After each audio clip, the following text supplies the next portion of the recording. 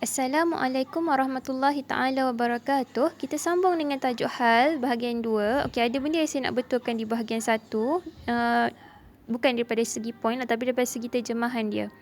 Waddih anwa' al-hal min haitsu dilalatiha wa lafziha ma'a tamthil likulli minha.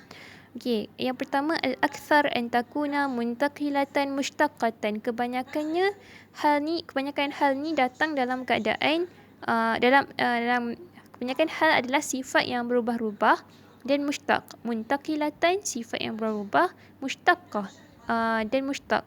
Okey, sifat yang berubah-ubah ni apa? Sifat yang berubah adalah sifat yang tidak kekal. Contohnya berlari. Bukan selama-lamanya kita berlari, berjalan. Bukan selama-lamanya kita berjalan. Okey, poin yang kedua pula adalah mushtaqah. Apa yang dimaksudkan dengan mushtaqah? Mushtaqah ni yang saya nak baiki, yang saya salah sikit. Mushtaq adalah isim yang diambil daripada kalimah lain. Okey, contohnya daribun, orang yang memukul, diambil daripada kalimah darbun, pukulan. Okey. Dan setengah isim mushtaq adalah sifat. Okey. Contohnya, sifat ni apa? Okey, ini yang saya nak betulkan. Sifat ni apa? Sifat yang dimaksudkan kat sini adalah sifat yang menunjukkan makna perbuatan. Dia menunjukkan makna perbuatan, itu pertama.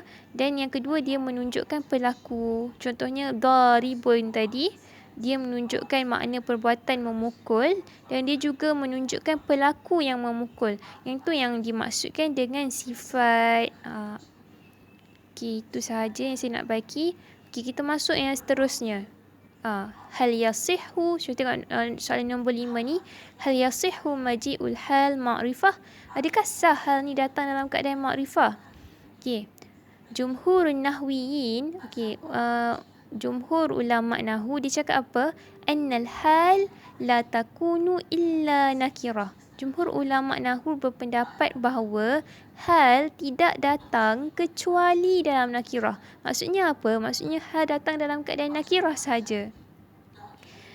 Okey, wa anna ma wurida minha mu'arrafan lafzan fahuwa munakkarun ma'na.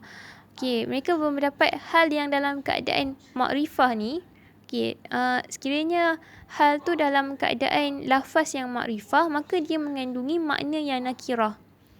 Okey, contohnya nahwu ijtahid wahdaka. Jadi hal tu mana? Hal tu wahdaka. Jadi wahdaka ni adalah makrifah. Okey, dia adalah lafaz yang makrifah. Jadi ulama takwilkan macam jumhur ulama nahwu cakap apa? Wahdaka ni ditakwilkan dengan makna yang nakirah. Okey, dia ditakwilkan dengan makna yang nakirah sebab jumhur ulama nahwu cakap hal ni kalau dia datang dalam keadaan lafaz yang makrifah, dia adalah nakirah pada makna. Sebab dia kata apa? Dia kata hal tak boleh hal cuma datang dalam keadaan nakirah saja. Itu ulama nahwu kata, jumhur ulama nahwu kata. Dia kata dalam keadaan nakirah sahaja hal datang. Dan kalau hal tu dalam keadaan lafaz yang makrifah, dia mengandungi makna yang nakirah. Jadi wahdaka tu ditakwilkan dengan makna yang nakirah, iaitu munfaridan.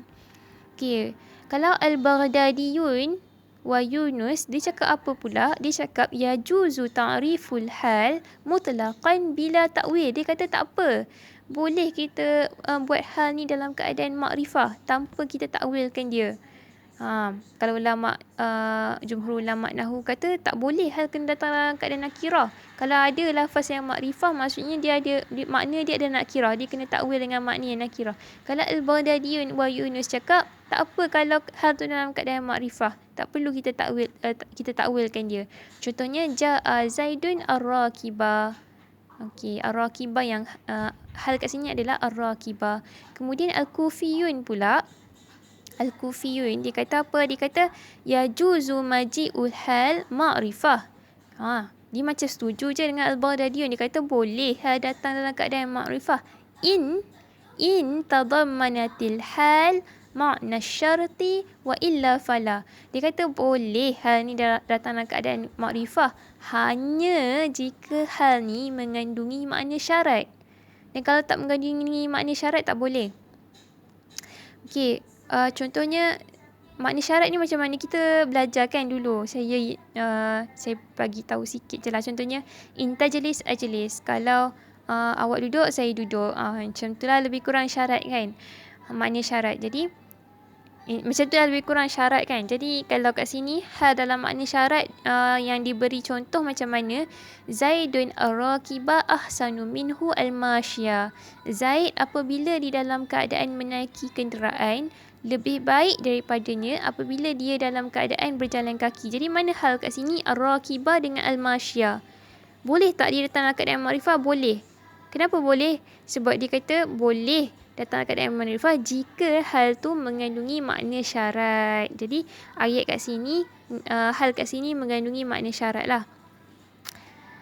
Okey, seterusnya nombor 6 tu, mal muradu bil wasfi fi ta'rif as-sabiq. Okey, siapa ingat ta'rif dia? Ta'rif dia ada 4 poin penting. Yang pertama, al-wasfu. Yang kedua, al-fadlatu. Yang ketiga, al-muntasibu. Dan yang keempat adalah lid-dalalah ala hay'ah.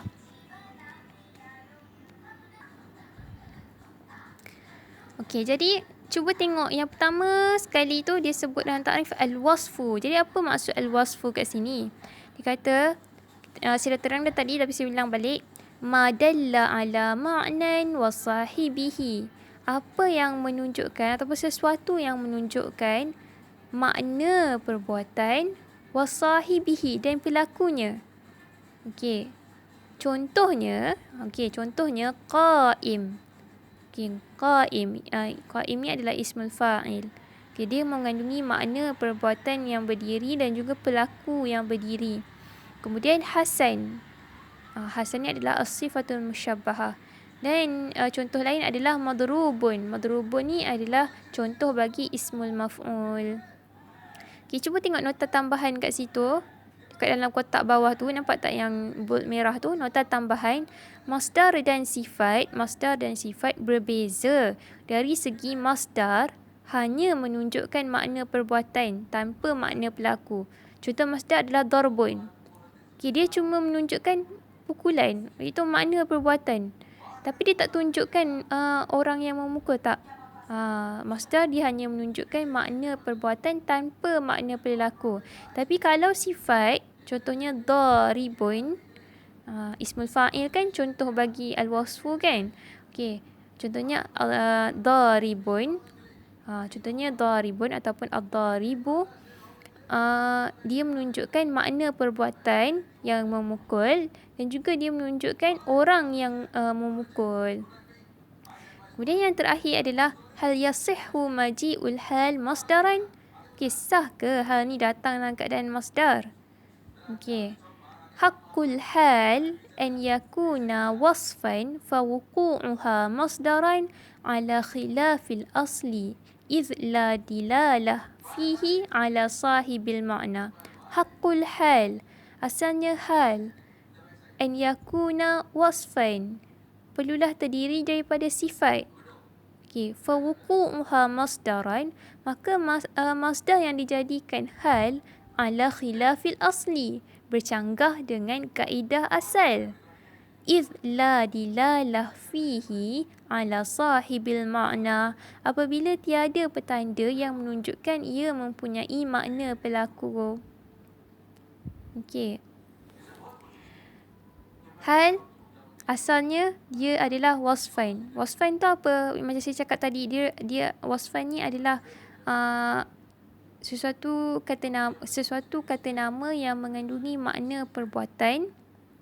Okey, sesuatu yang mengandungi makna perbuatan dan juga pelaku, macam daribun. Okey, asalnya hal adalah wasfun, dia adalah sifat. Fa wuqu'uha masdaran, maka kalau masdar yang dijadikan hal ni bercanggah, maka masdar yang dijadikan hal bercanggah dengan kaedah asal yang kita belajar. Hal adalah al-wasfu. Apabila tiada petanda yang menunjukkan ia mempunyai makna pelaku. Misalnya, Zaid telah muncul tiba-tiba. Zaid tala'a baghtatan. Jadi, ulama berbeza pendapat lah tentangnya. Baghtah ni dalam bentuk masdar, bukan dalam bentuk al-wasfu. Ulama berbeza pendapat. Okey, sepatutnya hal kena dalam keadaan al-wasfu kan. Sekarang ni baghtah ni adalah al-masdar. Jadi ulama berbeza pendapat tentang ayat ni. Okey, mazhab Sibawai wal jumhur. Okey, jumhur ulama nahwu dan juga Sibawai berpendapat kathura maji'ul hal masdaran nakirah wa huwa mansubun 'alal hal walakinnahu laysa bimaqis limaji'ihi 'ala khilafil asli. Kata banyak hal datang dalam keadaan masdar yang nakirah. Kathura maji'ul hal masdaran nakirah wa huwa mansubun 'alal hal. Dan ia dinasabkan atas hal. Okey. Walakinnahu laysa bimaqis. Okey. Tetapi ia bukan kaedah yang dikiaskan, tetapi bergantung kepada pendengaran. Okey. Limaji'ihi ala khilafil asli, kerana ia bercanggah dengan kaedah asal, iaitu hal mestilah terdiri daripada sifat. Okey, saya terang sekali lagi ya. Okey, hal dia pada asalnya dia perlu datang dalam keadaan wasfun. Contoh wasfun apa? Ismul fa'il, ismul maf'ul, as-sifatul musyabbahah. Itu contoh wasfun lah. Saya telah beritahu dah makna wasfun tadi apa, iaitu mengandungi makna perbuatan dan pelaku kan. Okey, jadi tapi dalam kalam Arab banyak je hal yang datang dalam keadaan masdar yang nakirah. Banyak je yang datang dalam keadaan masdar. Okey. Tapi asalnya hal ni tak boleh datang dalam keadaan masdar. Asalnya dia adalah wasfun. Kalau dia datang dalam keadaan masdar, dia adalah bercanggah dengan kaedah asal. Tapi banyak je hal yang datang dalam keadaan masdar dan ia dinasabkan dengan hal. Tetapi ini bukanlah kaedah yang dikiaskan. Okey, kaedah yang dikiaskan adalah hal datang dalam bentuk wasfun. Dia bukanlah kaedah yang dikiaskan. Dia tak ada kaedah nak tentukan.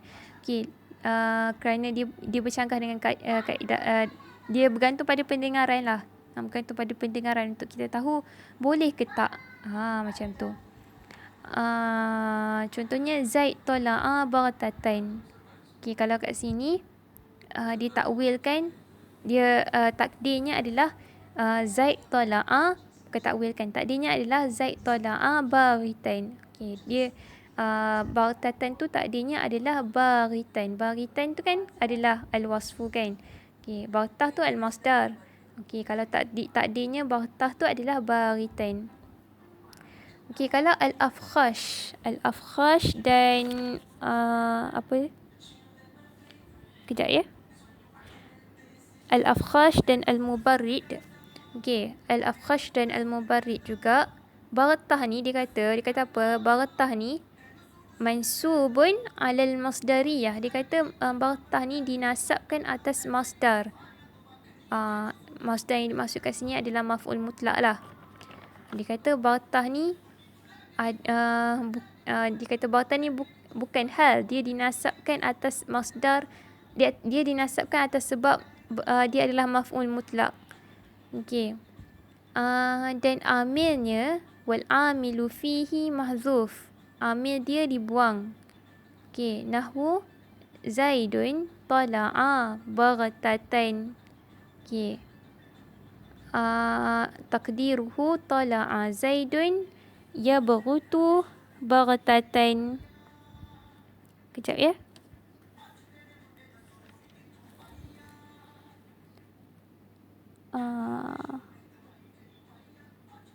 Okey. Macam itulah. Jadi kat sini amil dia yang berutu tu dibuang. Okey. Jadilah Zaidun tala'a baghtatan. Kemudian Al-Kufiyun pula cakap apa? Dia kata innahu mansubun 'alal masdariyah. Baghtah ni dinasabkan atas maf'ul mutlak.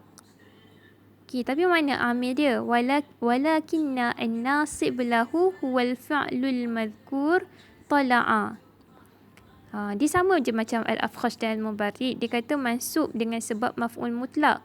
Baghtah tu mansub dengan sebab dia adalah maf'ul mutlak. Walakinna an-nasib lahu, tapi yang menasabkan dia ataupun amil dia adalah fi'il yang disebut dekat dalam ayat tu, iaitu tala'a. Lita'wilihi bi fi'lin min lafzil masdar. Kerana takwilnya dengan fi'il dari lafaz masdar, iaitu yabghutu. Okey. Macam mana ya nak terang? Okey. Zaidun tala'a baghtatan tu, tala'a tu ditakwilkan dengan yabghutu. Faham tak? Maksudnya dia cakap makna tala'a ni sebenarnya yabghutu. Jadi kat sini tala'a ni adalah amil dia. Kalau al-afkhash dan al-mubarrid tu, dia cakap bukan tala'a amil dia, tapi dia cakap amil dia dibuang. Okey. Yabghutu tu dibuang. Tapi kalau al-kufiyun, dia kata apa? Dia kata tala'a tu adalah amil dia.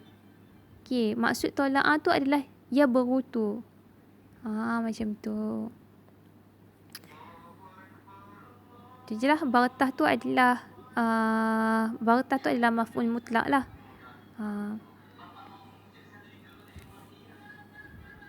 Tapi kita ikut mazhab Sibawayh wal jumhur lah. Iaitu banyak hal datang dalam keadaan masdar yang nakirah. Okey, kita terimalah keadaan hal yang datang dalam keadaan masdar yang nakirah. Kita terimalah dia. Tapi kita tak boleh buat sendiri. Dia bukan kaedah yang dikiaskan. Dia bergantung pada pendengaran. Okey. Kalau kat sini baghtah yang dekat dalam mazhab Sibawayh wal jumhur tu, baghtah tu ditakdirkan, ditakwilkan dengan baghitan, ditakwilkan dengan al-wasfu, ditakdirkan dengan al-wasfu.